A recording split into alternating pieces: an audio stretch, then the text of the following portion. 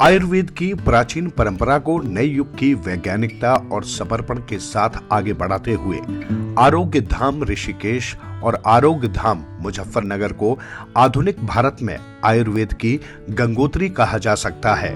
आज ये प्रतिष्ठान डॉक्टर राकेश अग्रवाल, डॉक्टर नीलम अग्रवाल, योगी डॉक्टर अमृतराज और डॉक्टर अर्जुन राज जैसे अनुभवी और योग्य चिकित्सकों के कुशल नेतृत्व में मानव स्वास्थ्य के क्षेत्र में क्रांतिकारी कार्य कर रहा है। आयुर्वेद की गहराइयों में जाकर आधुनिक जीवन शैली से जुड़े रोगों का समाधान यहां न केवल पारंपरिक उपचारों से किया जाता है, बल्कि वैज्ञानिक दृष्टिकोण से भी इनका विश्लेषण और उपचार किया जाता है।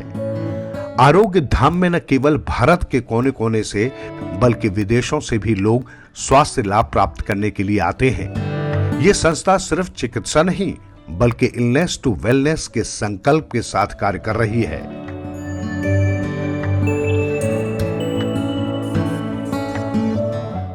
नमस्कार, मैं डॉक्टर अर्जुन राज आपका स्वागत करता हूं आरोग्य धाम ट्रीटमेंट सेंटर की तरफ से।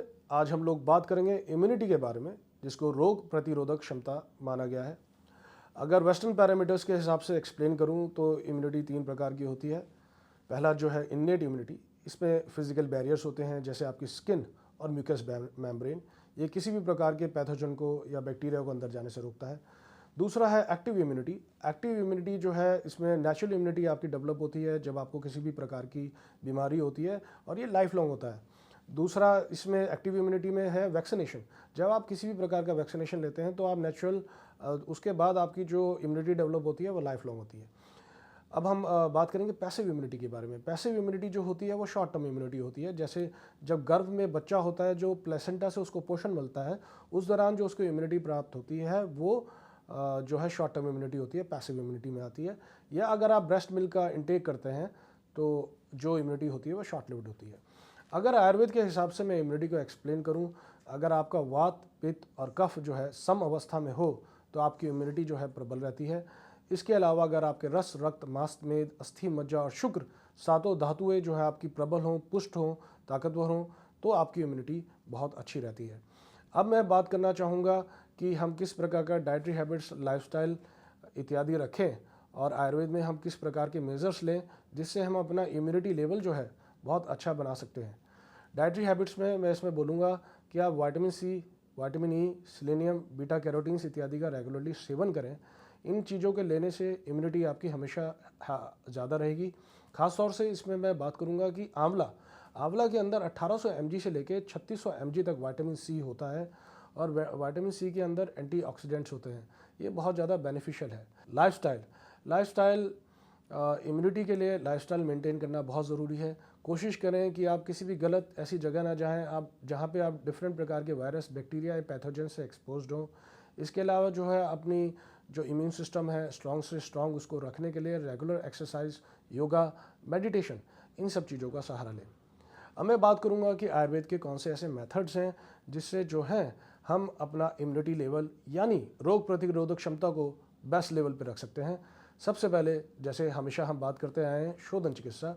शोधन चिकित्सा जो है बेसिकली इसका इस्तेमाल जो है बॉडी के डिटॉक्स के लिए इस्तेमाल किया जाता है और इसमें जो शरीर की रोग प्रतिरोधक क्षमता है, जीवाणुओं से लड़ने की क्षमता है, उससे जो बॉडी हमेशा ताकतवर रहे उसके लिए हम जो है शोधन चिकित्साओं का इस्तेमाल करते हैं। उसमें वही सब चिकित्सा जैसे उद्घर्षण है, उद्वर्तन है, बस्ती है, अभ्यंग है, स्नेहन, स्वेदन इत्यादि हैं। इसका अगर हम रेगुलरली सेवन करेंगे या इस्तेमाल करेंगे या ट्रीटमेंट लेंगे तो हमारी बॉडी हमेशा से पुष्ट रहेगी और इम्यूनिटी लेवल जो है अच्छा रहेगा। अब आयुर्वेद की अगर मेडिकेशन की बात करें तो बहुत सारी एकल औषधियाँ हैं जिनका हम लोग अगर सेवन करेंगे तो हमारा इम्यूनिटी लेवल बहुत अच्छा रह सकता है। सबसे पहले तो बात करूँगा गिलोय के बारे में, जो बहुत ही ज़्यादा पॉपुलर है। अगर आप गिलोय का सेवन रेगुलरली अपने घर में काढ़े के रूप में करते हैं तो आपका हर फैमिली मेम्बर, छोटे से बच्चे से लेकर बड़े बूढ़ा भी, उसका इम्यूनिटी लेवल बहुत अच्छा और बहुत मजबूत रह सकता है। टर्मरिक का सेवन रेगुलरली करें, लहसुन का सेवन करें, आंवले का करें। ये सब चीज़ें जो हैं रसायन है। इसके अलावा अगर आपकी कोई भी क्वेरी है तो आप मुजफ्फरनगर ऋषिकेश में हमारे आरोग्य धाम ट्रीटमेंट सेंटर में स्वयं आकर डॉक्टर से प्राइवेट कंसल्टेशन ले सकते हैं और इसके अलावा हमारे यहाँ ऑनलाइन कंसल्टेशन की भी सुविधा उपलब्ध है। धन्यवाद। नमस्कार।